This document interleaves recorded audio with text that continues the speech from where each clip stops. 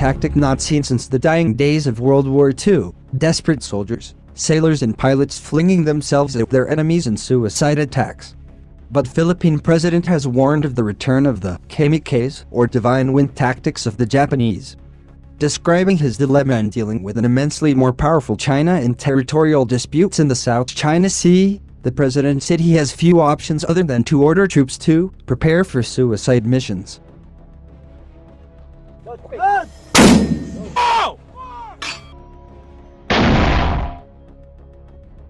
He was referring to recent moves by Beijing to surround the island of Thiru with some 270 fishing militia and Coast Guard vessels, both of which are controlled by the Chinese People's Liberation Army.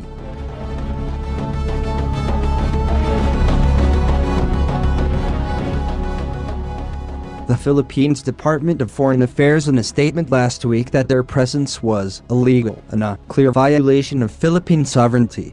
Philippine President reminded China in a speech yesterday of its closer ties under his leadership, but said the island occupied by Filipinos in the disputed waters was threatened, things would be different.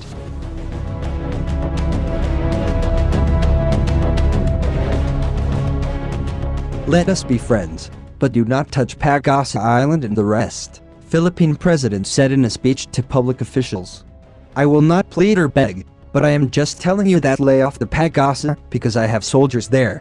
If you touch that, that's a different story. I can tell my soldiers prepare for suicide missions. Strengthen the bond between the two countries. We do bilateral training. We train with each other and learn.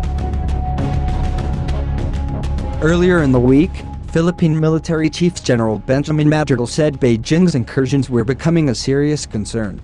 This is a concern not only for the military, but for other agencies as well, including the Coast Guard. We are looking for ways to address this, Madrigal told reporters at the opening ceremonies for the annual Balikatan joint military drills between the Philippines and the U.S.